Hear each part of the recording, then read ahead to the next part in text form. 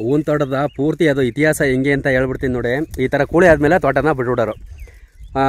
ಬಿಟ್ಟಾದ್ಮೇಲೆ ಹೆಂಗೆ ಅವಾಗ ಸಿಕ್ಕಾಪಟ್ಟೆ ನೀರಿಗೆ ಕಂಟ್ರೋಲ್ ಇರ್ತಿತ್ತು. ಆಗ ಈ ಥರ ಎಲ್ಲ ಒಂದು ಟೇಪ್ ಹಾಕಾಗಲಿ ಮತ್ತು ಈ ಥರ ಪೇಪರ್ ಹಾಸಾಗಲಿ ನೆಡ್ತಿರ್ಲಿಲ್ಲ, ನೆಲಕ್ಕೆ ನೆಡ್ತಿದ್ದು. ಹೆಂಗೆ ಒಂದು 3 ಮುರಿ ಕರ್ನಲ್ಲು, ಒಂದು 3 ಮುರಿ ಇದು ಬಟ್ಟು ಇಲ್ಲ ಜೂಲ ಇಲ್ಲ ಕುಪ್ಪಮ್ಮ ಅಂತ ಬರ್ತಿದ್ದೋ, ಈ ಥರದ ಗಿಡ ನೆಟ್ಕೊತಿದ್ರು ಪಚ್ಚೆ ಪೈರ. ಅವ್ರಂಗೆ ಯಾರಂಗೆ ನೀರಾಗುತ್ತೋ, ಬೇಸಿಗೆ ಕಾಲದಲ್ಲೂ ನೀರಾಗುತ್ತೋ ಅಂಥವ್ರು ಮಾತ್ರ ನೀರು ಹಾಯಿಸ್ಕೊಂಡು ಮಡಿಕತ್ತಿದ್ರು. ಒಂದು 3 ಮುರಿ ಇಲ್ಲ 3 ಮುರಿನ 2 ಮುರಿನ ಅಥವಾ 1 ಮುರಿನೋ.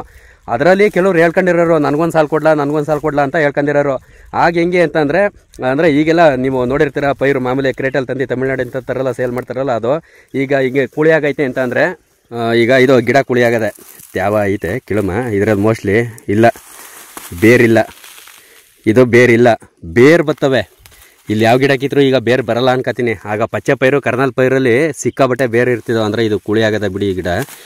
ಬೇರು ಇರ್ತಿದ್ದೋ, ಅದ್ರ ಕೆಳಗಡೆ ಈ ಬೇರು ಕೆಳಗಡೆ ಪೈರಿನ ಬೇರುಗಳು ಬರ್ತಿದ್ದೋ. ಈ ಥರದ ಬೇರೆಲ್ಲ ಅವನ್ನ ಕಿತ್ತಿ ಹಾಕ್ಕೊಂಡೋಗೋದು. ಕೋಲ್ಗುದ್ಲಿ ತಗೊಂಡು ಹಾಕ್ಕೊಂಡೋಗ್ಬಿಟ್ಟು ಒಂದು ತಾಟ್ ತಗೊಂಡು ಕಟ್ಕೊಂಡು ಮನೆ ತಗೊಂಡೋಗ್ಬಿಟ್ಟು ಬಿಡ್ಸೋದು. ಬಿಡ್ಸೋಕ್ಕೆ 2-3 ದಿನ ಟೈಮು. ಬಿಡಿಸ್ಬಿಟ್ಟು ಕಂತೆ ಕಟ್ಟಾಗಿ ಸಣ್ಣ ಕಂತೆ ಕಟ್ಕೊಂಡೆ ಮುಡಿಕೊಳ್ಳೋದು. ಸಣ್ಣದಾಗಿ ಕಂತೆ ಕಟ್ಕೊಬಿಟ್ಟು ಒಂದು ಪಂಜರಗಳು ಮಾಮೂಲಿ ಹಿಂದೆ ಈಗ ಕೋಳಿ ಮತ್ತು ಆಡ್ಮರಿ ದಬ್ಬಾಕುವಂಥ ಪಂಜರಗಳು ಬರ್ತವೆ. ಆ ಪಂಜರಕ್ಕೆ ತುಂಬ್ಕೊಂಡೆ ಹೊಲ್ದ ಹತ್ರ ಅವ್ರು ನೆಡ್ತಿದ್ದೆ ನಾವೆಲ್ಲ. ಆಗ 3 ಮುರಿ ಕರ್ನಲ್ಲು 3 ಮುರಿ ಪಚ್ಚೆ ಹಿಂಗೆ ನೆಡ್ತಿದ್ದು. ನೀರು ಎಷ್ಟಕ್ಕೆ ಆಯ್ತದೆ ಅಷ್ಟಕ್ಕೆ ನೆಟ್ಕೊಂಡು ಹೋಗೋದು. ಅದು ನೆಲಕ್ಕೆ ನೆಡ್ತಿದ್ದಲ್ವ, ಒಂದು 15 ದಿನಕ್ಕೊಂದ್ಸಲಿ ಕಳೆ ಕೀಳಲೇಬೇಕಾಗೋದು. ನೆಟ್ಟ ಒಂದು ವಾರಕ್ಕೆ ಒಂದೊಂಚೂರು ಉಪ್ಪು ಬುದ್ಧಿ ಹಾಕವು. ಆ ಥರ ಒಂದು ಸಣ್ಣ ಮಟ್ಟದಲ್ಲಿ ಮಾತ್ರ ಆವಾಗ ಬೆಳ್ಕತ್ತಿದ್ದು. ಹಂಗೆ ಹಿಂಸೆನೂ ಇತ್ತು. ಯಾಕೆಂತಂದರೆ ಆಗ ಹೂ ಕಟ್ಟಕ್ಕೆ ನಾವು 2 ಗಂಟೆ ರಾತ್ರಿ ಗಂಟಲು ಪ್ರಿಯ ಕಟ್ಬಿಟ್ಟು ಬರ್ತಿದ್ದಾಗ, ಈಗ ಅವರು ನಮಗೆ ಬರೋರು, ನಾವು ಅವ್ರಿಗೆ ಹೋಗೋದು. ಒಂದು ಟೇಪ್ ರೆಕಾರ್ಡ್ಗಳು ಬರ್ತಿದ್ದೋ ಹಳೆವು. ಫಿಲಿಪ್ಸ್ ರೇಡಿ ಅಂತ ನಮ್ಮದೇ ಇತ್ತು, ಒಂದು 2,000 ರೂಪಾಯಿ ತಂದು ಮಡಿಕೊಂಡಿದ್ದೋ. ಹಳೆ ಈ ಕಲ್ಲಡ ಮಲಡಂದು ಈ ಹಾಡುಗಳು ಮತ್ತು ಸಾಂಗ್ಗಳು ಇಂಥವೆಲ್ಲ ಹಾಕೊಂಡು ನೈಟೆಲ್ಲ ಟೈಮ್ ಪಾಸ್ ಮಾಡ್ಕೊಂಡು ಹೂ ಕಟ್ಕೊಂಡು ಬರ್ತಿದ್ದು. ಜೂಲ, ಚಿಟ್ಟೆ, ಕರ್ನಲ್ಲು, ಪಚ್ಚೆ ಇಷ್ಟು ಜಾಸ್ತಿ ಅಂದರೆ ಅವಾಗ ನೆಡ್ತಿದ್ದಂತೂ. ಸ್ಟಾರ್ಟಿಂಗು ನೆಡ್ತಿದ್ದು ಹೆಂಗೆ ಅಂತಂದರೆ ಗುಳಿ ಮಾಡ್ಕೊಂಡು ಇಷ್ಟಿಷ್ಟು ಗುಳಿ ಲೆಕ್ಕ.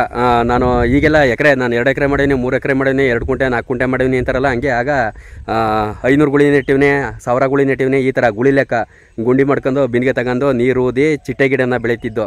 ಅದಾದಮೇಲೆ ಕಾಲಕ್ರಮೇಣ ಬೆಳೀತಾ ಬೆಳವಣಿಗೆಗಳು ಈ ಮಟ್ಟಕ್ಕೆ ಈಗ ಡ್ರಿಪ್ ಮಾಡಿಕೊಂಡು ಬೆಳೆಯುವಂಥದ್ದು. ಅದರಲ್ಲೂ ಈಗ ಒಂದೊಂದು ಗಿಡ ಒಂದೊಂಥವು 1 ಸೆಂಟು ಪೈರುಗಳು ಸಾಯ್ದೆ ಚೆನ್ನಾಗಿ ಗಿಡ ಬರ್ತವೆ ಅಂತಂದರೆ ಯಾರು ಹೊಸ ಭೂಮಿಗೆ ನೆಡ್ತಾರೋ, ಹೊಸ ಭೂಮಿಗೆ ಯಾರು ನೆಡ್ತಾರೆ ಆ ಗಿಡ ಮಾತ್ರ ಸಖತ್ತಾಗಿ ಬರ್ತವೆ. ಗಿಡನೂ ಸಾಯಲ್ಲ, ಅದ್ಭುತವಾಗಿ ಬರ್ತವೆ, ಒಳ್ಳೆ ದುಡ್ಡಿಗೆ ಮಾರ್ತಾವ್ರೆ ಈಗ. ಯಾಕೆಂತಂದರೆ ಕಬ್ಬನ ಕೂಳೆ ಹೊಸ ಭೂಮಿ ಅಲ್ವಾ. ಅಂದ್ರೆ ನಮ್ಮ ಕಡೆ ಎಲ್ಲ ಜಾಸ್ತಿ ಹೂವು ಬೆಳೆಯೋರು ಏನಾಗುತ್ತೆ ಅಂತಂದರೆ ಈ ಹೂವು ನೆಟ್ಟೋಲ್ಕೆ ನೆಟ್ಟಿ ತುಂಬ ಪೈರು ಸತ್ತಾಗ್ಬಿಡ್ತವೆ, ಅಷ್ಟು ಚೆನ್ನಾಗಿ ಬರೋಲ್ಲ. ಕಬ್ಬನ ಕೂಳಿ ಆದರೆ ಹೊಸ ಭೂಮಿ ಆದ್ರಂತೂ ಹೂವಿನ ಪೈರು ಯಾವುದೇ ನೆಟ್ಟರು ಸಖತ್ತಾಗಿ ಬರ್ತದೆ. ಇಮೇಲೆ ಏನು ತೊಂದರೆ ಇಲ್ಲ, ಇಮೇಲೆ ಆರಾಮಾಗಿ ಸೆಂಟ್ ನೆಡ್ಬೋದು. ಪೂರ್ಣಿಮಾ ನೆಡಕ್ಕೆ ಐಕಿಲ್ಲ, ಪೂರ್ಣಿಮಾ ಈಗ ಮುಂದಾಗೋಯ್ತದೆ, ಹಂಗೂ ಸೊಪ್ಪಾಕಾಗ್ಬಿಡ್ಬೋದು. ಪೂರ್ಣಿಮಾ ಆದರೆ ಸೆಂಟ್ ಆರಾಮಾಗಿ ನೆಡ್ಬೋದು ಬೇಕಾದರೆ. ಈಗ ಇನ್ನು ಹೂವಿನ ಬಗ್ಗೆ ತಿಳಿಸ್ಕೊಡ್ತೀನಿ, ಹೂ ಕಟ್ತದ್ನಲ್ಲ ಅದ್ರ ಬಗ್ಗೆ ತಿಳಿಸ್ಕೊಡ್ತೀನಿ ನೋಡಿ. ಈಗ ಅವಾಗೆಲ್ಲ ಅಂದರೆ ಈ ಕರ್ನಲ್ ಹೂಗೆ ಆಗಲಿ ಮತ್ತು ಸಾಮಂತಿಗೆ ಹೂವು ಅಂತ ಏನು ಕರಿತೀವೋ, ಪ್ರತಿ ಒಂದು ಹೂಗೂ ಕೂಡ ಬಟಾನ್ಸ್ ಹೂವು ಅಂತ ನಾವೇ ಬೆಳೀತಿದ್ದೋ. ಬಟಾನ್ಸ್ ಹೂವು ಅಂತಂದರೆ ಈಗ ಮಾಮೂಲಿ ಇನ್ನೇನೋ ಅದು ಕಲ್ಲಿ ಕಟ್ಟೋ ಮೂಮೆಂಟಲ್ಲಿ ಆ ಗಿಡದೊಳಿಕೆ ಬಟಾನ್ಸು ಪೈರನ್ನ ಉಯ್ಕೊಂಡು ಮಡಿಕೊಂಡು ನೆಟ್ಕೊಂಡು ಆ ಕಲ್ಲಿ ಕಟ್ಟೋ ಮೂಮೆಂಟಲ್ಲಿ ಇದು ಬೇಗ ಬಂದ್ಬಿಡೋದು, ಬಟಾನ್ಸ್ ಹೂವು ಬರೋದು. ಅದನ್ನು ಮಿಕ್ಸ್ಗೆ ಹಾಕೋತಿದ್ದೋ. ಈಗ ಮಿರಾಬಲ್ಲೋ ಅಂತ ಅಂದ್ಬಿಟ್ಟು ಈಗ ಗುಲಾಬಿ ಹೂವು, ಸಣ್ಣ ಗುಲಾಬಿ ಹೂವನ್ನ ಮಾಮೂಲಿ ಹೂಗೆ ಹಾಕೋದು. ಅಂದರೆ ಆಗ ಏನು ಗೊತ್ತಾ, ಎಕ್ಲಾ ಬಲ ಇಲ್ಲಿ ಮನೆ ತಕ್ಕೆ ಹೂವೇ ಹೂಕೋದಿವೆ ಅಂತ ಅಂದರೆ ಒಂದು ಸ್ವಲ್ಪ ಒಂದು ರೇಂಜ್ಗೆ ಇರೋರು ಈ ಥರ ಕೆಲವ್ರನ್ನ ಅಂತಂದರೆ ಅರ್ಥ ಆಗುತ್ತೆ ಅನ್ಕೋತೀನಿ. ಏನು ಇಲ್ಲದೆ ಇರೋರನ್ನ ಅಂತಾನೆ ಓಪನಾಗಿ ಹೇಳೋಕ್ಕೆ ಇಷ್ಟಪಡ್ತೀನಿ. ಆಯ್ತಣ್ಣ ಬರ್ತೀವಣ್ಣ ಈ ಥರ ಹೋಗಿ ಫ್ರೀಯಾಗಿ ಹೂ ಕಟ್ಟಿ, ಅದು ಎಷ್ಟೊತ್ತಿ ಆಗಿರ್ಬೋದು, 10 ಗಂಟೆ ಆಗಿರ್ಬೋದು, 2 ಗಂಟೆ ಆಗಿರ್ಬೋದು, ಕಟ್ಬಿಟ್ಟು ಬರಲೇಬೇಕಾಗಿತ್ತು. ಯಾಕೆಂತಂದರೆ ಕೆಲವೊಂದು ಸಣ್ಣ ಪುಟ್ಟ ಅಂಗ್ರಾಣಗಳು, ಇವೆಲ್ಲ ನಮ್ಮ ಹಳ್ಳಿ ಕಡೆ ಪದಗಳು ನಿಮ್ಗೆ ಅರ್ಥ ಆಗುತ್ತೆ ಅಂತ ಅನ್ಕೋತೀನಿ. ಆ ಥರ ಇರ್ತಿತ್ತು. ಹೋಗಿ ಫ್ರೀಯಾಗಿ ಕಟ್ಬಿಟ್ಟು ಬರಬೇಕಾಗೋದು. ಈಗ ಹಂಗೇನಿಲ್ಲ. ಇವತ್ತು ಬಿಟ್ಟಿಯಾಗಿ ಒಂದು ಅರ್ಧ ಮಾರಲ್ಲ, ಕಾಲು ಮಾರನು ಹೂ ಕಟ್ಟಕ್ಕೆ ಯಾರೂ ಬರೋಲ್ಲ. ಒಂದು ದಾರಕ್ಕೆ 2 ಹೂ ಹಾಕೋಕ್ಕೂ ಯಾರೂ ಬರೋಲ್ಲ. 1 ಮಾರ ಕಟ್ಟಿಸ್ತೀನಿ ಅಂತಂದ್ರು ಕಾಸು. ಅದರಲ್ಲೂ ಕೆಲವೊಂದು ಸೀಸನ್ಗಳಲ್ಲಿ ಏನು ಮಾಡ್ತಾರೆ ಅಂತಂದರೆ ಬೇರೆಯವ್ರ ಮನೆಗೆ ಹೂ ಹಾಕೋಕ್ಕೂ ಹೆದರಬೇಕು. ಏಕೆಂತಂದರೆ ವಿಧಿ ಇಲ್ಲ, ಹಾಕಲೇಬೇಕು ಹೂ ಕಟ್ಸೋಕ್ಕೆ. ಕೆಲವೊಬ್ಬರು ಎಷ್ಟೇ ಇದ್ರೂ ಒಂದು 50 ಕಟ್ಟೋಕ್ಕಾಗಿಲ್ಲ ಅಂತಂದ್ರು ತಳ್ಬಿಟ್ಟು ನಾಳೆ ಕಟ್ಕೊಂಡು ತಗೊಂಡೋಗಿ ಮಾರ್ಕೆಟ್ಗೆ ಹಾಕಿರೋ ಸನ್ನಿವೇಶಗಳು ತುಂಬ ಇದ್ದಾವೆ. ಯಾಕೆ ಅಂತಂದರೆ ಕೆಲವು ಕಡೆ ಜೋರಾಗಿ ಬೆಳೆದಿರೋರು ಹಾಕ್ಲೇಬೇಕಾಗುತ್ತೆ. ಯಾಕೆ ಅಂತ ಅಂದರೆ ಅವರು ಒಂದು ಬರಿಯ 4 ಮಾರು ಹೂ ಮಡಿಕೊಂಡ್ರು ಮುಗ್ದಾಯ್ತು, 10 ಮಾರು ಹೂ ಮಡಿಕೊಂಡ್ರು ಮುಗ್ದಾಯ್ತು. ಸೀಸನ್ನು ಅಂತಂದರೆ ಮಾರು 100 ರೂಪಾಯಿ ಇದ್ದಾಗ ಈ ಥರದೂ ಕೆಲವರು ಬೇರೆ ಮನೆಗಳಿಗೆ ಹಾಕಲ್ಲ, ಹಿಂಗೆ ಓಪನ್ ಆಗಿ ಈ ಥರ ಹಾಕೊಂಡು ಕಟ್ಟಿಸ್ತಾರೆ.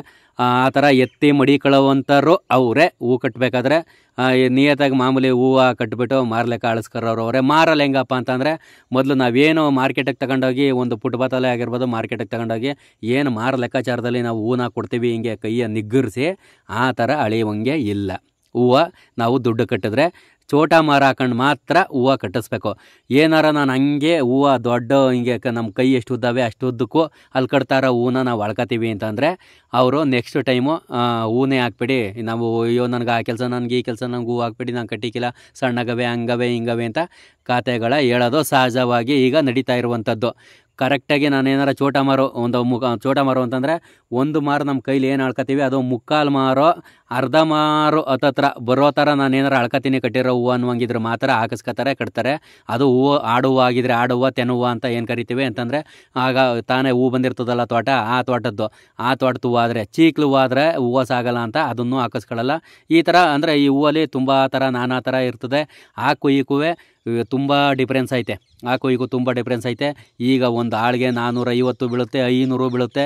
ಕೆಲವೊಂದೂರಲ್ಲಿ 2 ಕೂಲಿ, ಕೆಲವೊಂದೂರಲ್ಲಿ 4 ಕೂಲಿ ಮಾಡ್ಕೊಬತ್ತಾರೆ. ಹೆಂಗೆ ಅಂತಂದರೆ ಬೆಳಿಗ್ಗೆ 8 ಗಂಟೆಗೆ ಹೋಗಿ 12 ಗಂಟೆಗೆ ಒಂದು, 12ರಿಂದ 2ಕ್ಕೆ 2ರಿಂದ 5 ಗಂಟೆಗೆ ಒಂದು, ಈ ಥರ 3 ಕೂಲಿ ಮಾಡ್ಕೊಬರೋರು ಅವರೇ.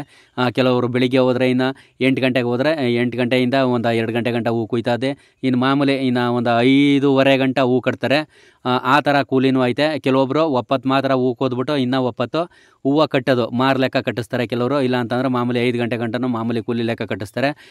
ಕೆಲವರು ಈ ಹೂ ಕಟ್ಟಬೇಕಾದ್ರೂ ಏನಾಗುತ್ತೆ ಅಂತಂದರೆ ಕಂಡಂಗೆ ಕಾಸು ಒಂದು 300 ರೂಪಾಯಿ ಕೂಲಿ ಐತೆ, ಯಾರೋ ಕೊಡ್ತಾವನೆ 300 ರೂಪಾಯಿ ಅಂತಂದರೆ ಇನ್ನೊಬ್ಬ ಕಾಣ್ದಂಗೆ 350 ಕೊಡ್ತೀನಿ ನಾನು 400 ಕೊಡ್ತೀನಿ ಅಂತ ಕರ್ಕೊಬೋಯ್ತಾರೆ. ಅಲ್ಲಿ ಆಳ್ಗೆ ಹೇಳ್ಕೊಡ್ತಾರೆ ಹಿಂಗೆ ನಾನು ಕೊಟ್ಟೆ ಅಂತ ಹೇಳ್ಬೇಡ ಅಂತ. ಅದು ಒಂದಲ್ಲ ಒಂದಿನ ಗೊತ್ತಾಗುತ್ತೆ ಇಂಥನೇ ರೇಟ ಜಾಸ್ತಿ ಮಾಡವನಿ ಅಂತ. ಈ ಥರದ ನಾನಾ ಥರ ಕಾರಣಗಳು ಸಾವಿರಾರು ಥರದ ಹಳ್ಳಿ ಕಡೆ ಇದ್ದೇ ಇರ್ತವೆ. ನಾನು ಹಾಕುವಂಥ ಹಳ್ಳಿ ವಿಡಿಯೋ ಹಳ್ಳಿ ಮಾತು ನಿಮ್ಗೇನಾರ ಇಷ್ಟ ಆಯಿತು ಅಂತಂದರೆ ದಯವಿಟ್ಟು ಸಬ್ಸ್ಕ್ರೈಬ್ ಮಾಡ್ಕೊಳ್ಳಿ, ನಮ್ಮನ್ನು ಸ್ವಲ್ಪ ಬೆಳೆಸಿ ಅಂತ ಹೇಳೋಕ್ಕೆ ಇಷ್ಟಪಡ್ತೀನಿ. ಧನ್ಯವಾದಗಳು.